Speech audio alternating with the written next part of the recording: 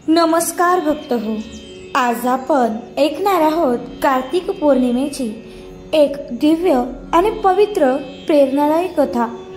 हा व्हिडिओ मी संपूर्ण श्रद्धा, प्रेम आणि भक्तिभावाने तयार केला आहे, म्हणून कृपया हा व्हिडिओ शेवटपर्यंत नक्की ऐका, कारण या कथेत दडलेले आहे भगवान शंकर आणि श्री विष्णूंचं अद्भुत तेज, देव दानवांमधील एक अमर युद्धाची गाथा आणि त्रिपुरासुराच्या विनाशामागचं पवित्र रहस्य।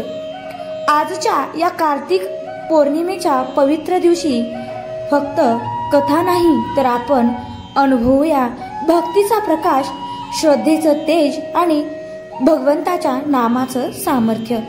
म्हणून भक्त हो, हा व्हिडिओ आवडल्यास जरूर लाईक करा, शेअर करा आणि आपल्या चॅनलला सबस्क्राइब करा।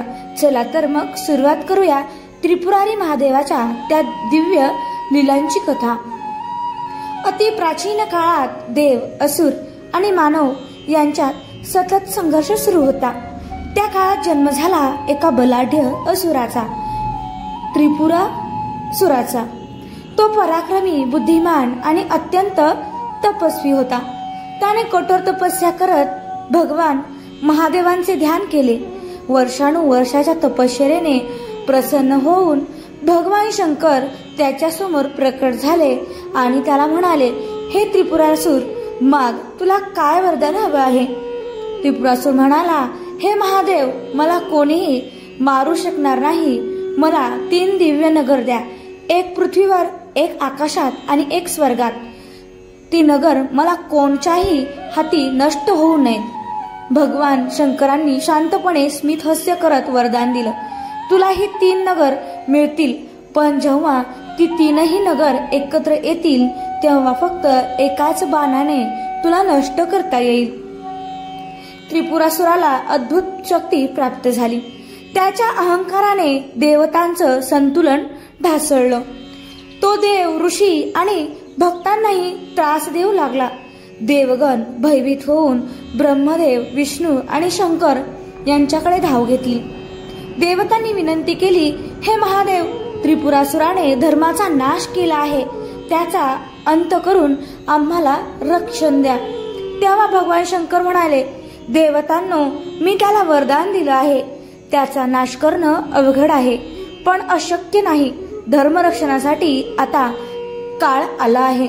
भगवान विष्णू पुढे आले आणि म्हणाले, हे शंकरा, आम्ही तुम्हाला रथ, धनुष्य, बाण आणि सर्व साधनं देऊ, तुम्हीच त्रिपुरासुराचा अंत करा। मग सर्व देवांनी एकत्र येऊन दिव्य रथ तयार केला। पृथ्वी त्याचे चाक, सूर्य आणि चंद्र त्याचे घोडे, ब्रह्मदेव झाले त्याचे सारथी आणि भगवान विष्णू ध्वजावर विराजमान झाले। त्या रथावर आरूढ होऊन भगवान शंकरांनी धनुष्यावर बाण चालवला। आकाशात देवांचा जयघोष घुमला, हर हर महादेव। त्या क्षणी त्रिपुर 3ही नगर एकत्र आली। महादेवांनी डोळे मिटले आणि संपूर्ण ब्रह्मांड एक तेजोमय प्रकाशात न्हाऊन गेले। एका क्षणात पशुपतास्त्र सोडण्यात आलं आणि त्रिपुरासुर 3ही नगरांसह भस्मसात झाला। त्या क्षणी आकाशात देवतांनी शंखनाद केला, फुलांचा वर्षाव झाला, स्वर्ग आनंदाचा लहरीने गगन भरलं। धर्माने पुन्हा विजय मिळवला। तो दिवस होता कार्तिक महिन्याची पौर्णिमा। तेव्हापासून या दिवसाला त्रिपुरारी पौर्णिमा म्हणून ओळखले जातं। देवगणांनी त्या रात्री गंगा तटावर दीपदान केलं। गंगेच्या प्रवाहात हजारो दिवे तरंगले आणि सृष्टीत प्रकाश पसरला। तेव्हापासूनच या दिवशी दीपदान, स्नान आणि पूजन करण्याची परंपरा सुरू झाली। या दिवशी जो भक्त भगवान शंकर आणि श्री विष्णूचं स्मरण करतो, तो सर्व पापांपासून मुक्त होतो आणि त्याचं जीवन प्रकाशमय होतं।